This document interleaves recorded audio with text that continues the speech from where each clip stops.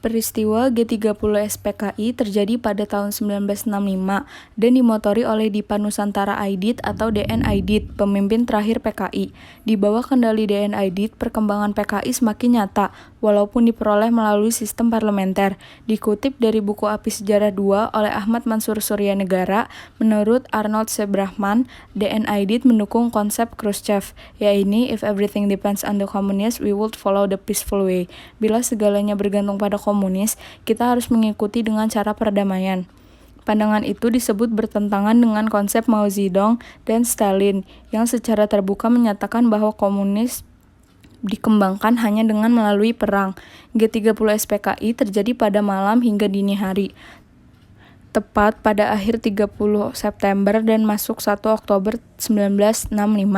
Tujuan utama G30 SPKI adalah menggulingkan pemerintahan era Soekarno dan mengganti negara Indonesia menjadi negara komunis.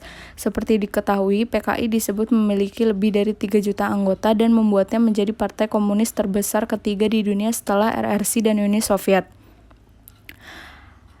Tujuan PKI selain itu adalah menghancurkan Negara Kesatuan Republik Indonesia dan menjadikannya sebagai negara komunis, menyingkirkan TNI Angkatan Darat dan merebut kekuasaan pemerintahan, mewujudkan cita-cita PKI, yakni menjadikan ideologi komunis dalam membentuk sistem pemerintahan yang digunakan sebagai alat untuk mewujudkan masyarakat komunis, mengganti ideologi Pancasila menjadi ideologi komunis.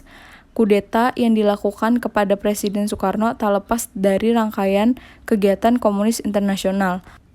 Gerakan pemberontakan yang dilakukan oleh PKI mengincar perwira tinggi TNI AD Indonesia.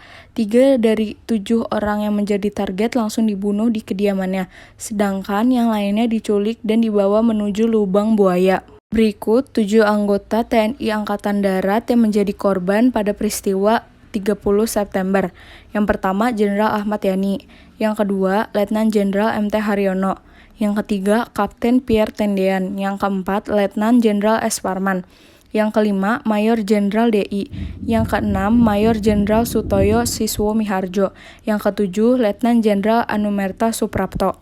Pendapat menurut saya menonton film pengkhianatan G30 SPKI akan menjaga kesadaran kita bahwa apapun yang terjadi di negara ini tidak boleh ada sedikit pun ruang bagi ideologi komunis. Peristiwa berdarah dan pembantaian yang kejam terhadap para jenderal tahun 1965 serta pemberontakan tahun 1949 di Madiun sudah cukup menjadi dasar ideologi ini harus dilarang sepanjang sejarah Indonesia selama negara ini masih berdiri tegak dalam kemerdekaan.